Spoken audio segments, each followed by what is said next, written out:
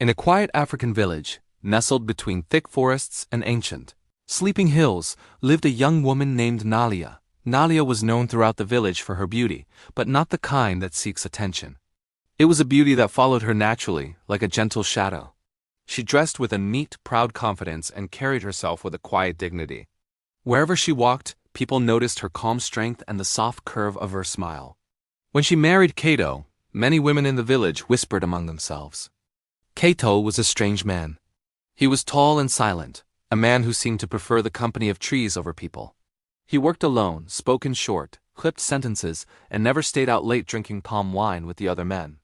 Still, he was respectful, hard-working, and provided well for himself. So when he asked for Nalia's hand in marriage, her family, seeing his steady nature, agreed. The wedding was simple. The drums played their rhythmic heartbeat, and the elders offered their blessings, their voices raspy with age and wisdom. But from the very first night of their life together, something felt wrong. Every evening, just as the sun dipped behind the hills, painting the sky in fiery oranges and purples, Cato would grow restless. A shadow would fall over his eyes and his breathing would deepen, becoming a low rhythmic sound in the quiet hut. And just before the night fully claimed the sky, he would stand and leave.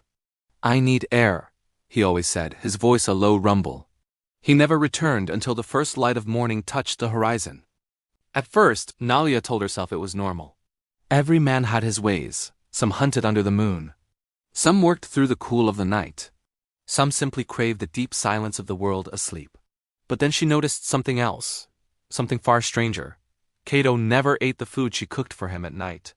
She would prepare warm, fragrant stews, roasted yams that steamed when she broke them open, and plates of fresh vegetables from her garden. But the plates always stayed untouched, cold and full until morning. In the morning, however, Cato would eat greedily, almost desperately. He would devour meat, roots, and sometimes even bones, things she had no memory of ever cooking. One day, he turned to her, his voice unusually cold, cutting through the morning air like a sharp stone. "Nalia," he warned, "never follow me at night.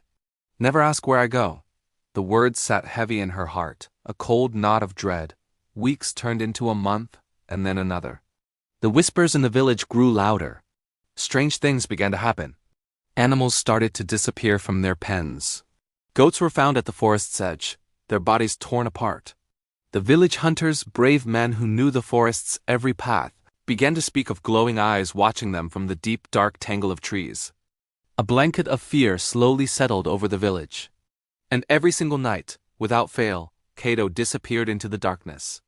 One evening, after he left with his usual clipped phrase, "I need air," Nalia made a decision. Her hands trembled slightly as she stood in the empty hut. "I am his wife," she whispered to the flickering lamplight.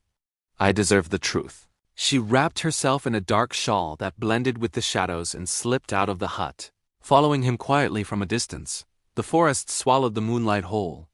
The air grew thick and heavy, filled with the scent of damp earth and decaying leaves. The familiar sounds of the village faded, replaced by the strange, unsettling symphony of the deep woods. Then suddenly Nalia heard it. A deep, unnatural growl that seemed to vibrate through the very ground beneath her feet. She froze, her heart pounding against her ribs. Ahead, through a break in the trees, she saw Cato. He fell to his knees as if struck by an invisible force. His body began to twist and contort. His shadow, thrown long and distorted by the sliver of moon, stretched and broke apart into something monstrous. She heard the sound of bones cracking, not a loud snap, but a terrible, sickening series of shifts and realignments. His hands elongated, his fingers becoming sharp claws. His back bent low to the ground. Before her very eyes, her husband, the man she had married, became a beast half man, half creature of the forest, something born of nightmare and shadow. Nalia pressed her hand hard against her mouth to silence the scream that clawed its way up her throat. The creature lifted its head. Its eyes glowed faintly in the oppressive darkness, like fireflies trapped in a jar of night. It let out another low growl and then it ran. It moved with impossible speed, deeper and deeper into the forest. Nalia, trembling with a fear so profound it was almost paralyzing, followed. She moved from tree to tree, a ghost in the shadows, her breath held tight in her chest. She watched as the beast hunted, It didn't hunt like a mindless animal. It moved with a terrifying intelligence, avoiding the hunter's traps with ease.